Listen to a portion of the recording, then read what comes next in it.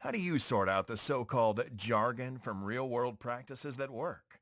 Do the members of your organization find some business or technology advice utterly confusing? Welcome to Real Talk with Sam Holcman. In this program, we set the record straight, and in terms that business people and technology people can understand. Now, here is your host, Sam Holcman. Welcome to this edition of Real Talk. I'm Sam Holcman. Thanks for joining me. And today's broadcast is in regards to a question that was posed to me just a couple of weeks ago by a Fortune 10 Chief Information Officer, CIO. And it set me back for a moment, and we engaged in an incredibly useful dialogue that I want to bring to you. And basically, the CIO, what she said was, I'm concerned, and some of my colleagues are concerned at a CIO forum that they had, that the level of trust in technology and advice that we're getting is going down, the level of trust. And I said, whoa, since I'm an advisor also, obviously a consultant, and I was a little surprised by that. And as the dialogue continued, and it was a monologue at first where she was sort of explaining why we were going to have this chat here, there is this incredible push by, I guess the best way to put it, the possibly unknowledgeable people about a specific thing. In other words, the hype cycle or the advertising cycle, or I got to get it because everybody else is getting it, sort of like confirmation bias. Well, everybody's going in this direction. But how do we actually know this is a good idea? Because the pace of these things is increasing, whether it's AI, whether it's, if you go back a little while, cloud or agile programming or whatever it is. Everybody jumps on these bandwagons, and sometimes there are issues. So the question that was posed to us was, how do we address the potential negative side at the same time making sure that we don't inhibit innovation? And so luckily she wasn't asking for an answer at that moment, but boy, did I start thinking about this. It was an incredibly, incredibly bright question. And it has to do with what the individual or group's risk management mindset is. In other words, we talk about achieving goals, but if you want to call it, what are the things that could possibly inhibit the goals that we're trying to achieve because we're making snap decisions or emotional decisions rather than doing really great analysis of these things. So what is the sort of like the risk management mindset? And of course, underlying this is that almost the belief that most, if not all, technology enablements is progress. Well, we're changing something. Well, changing something is a little bit different than actually doing something possibly useful. So one measure that we find is, well, we've instituted these three changes. I don't want to sound political, but I'm going to give you this answer.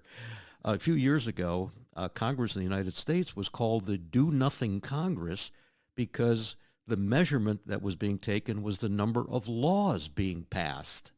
That was the measure.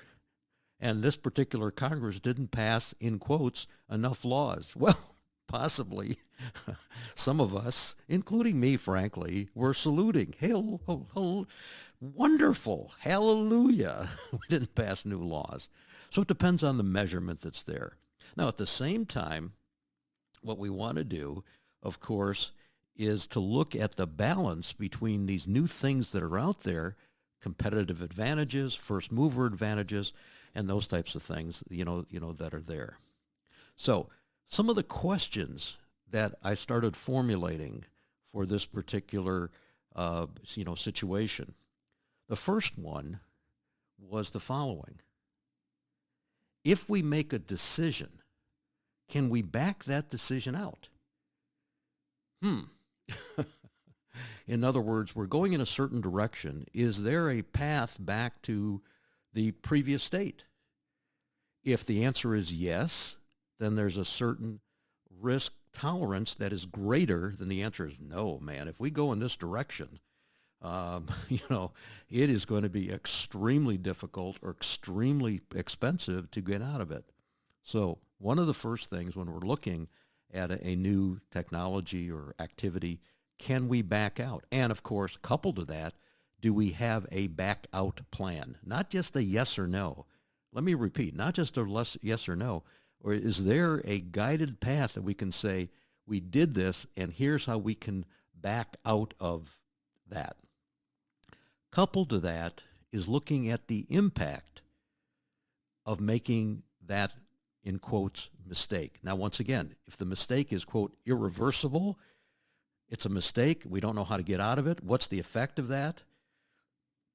Costs, reputation, product development, risk, liability, all these other things, and if we go in this direction and it is wrong, is it wrong or essentially, if I can say uncomfortable term, fatally wrong? In other words, it's a catastrophe. This is, oh my gosh, if this doesn't work, again, we're balancing goals, love goals, you know that from my previous broadcast. At the same time, looking at the possibilities of inhibiting those types of goals. And then, of course, what's the innovation equation balance? In other words, are we looking at XYZ number of innovations or in areas of innovation, or where do we need to innovate? In other words, we need to look at what the goals and objectives of the organization are and then say this particular direction in this area should be pursued. One final point. I learned through this CIO about this organization, and I don't know anything about it, but she sent me this quote that she's passed around to her staff members. And the organization is Future of Life Institute. I want to stress again, I don't have any affiliation with it.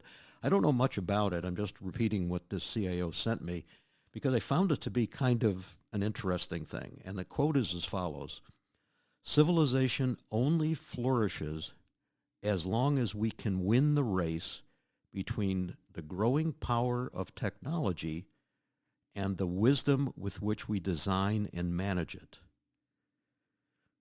Specifically in this quote, with artificial intelligence, the best way to win that race is not to impede the former. In other words, don't impede or put too many guardrails around AI.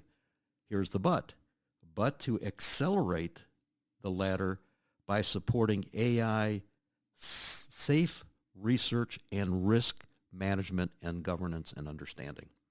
Pretty good.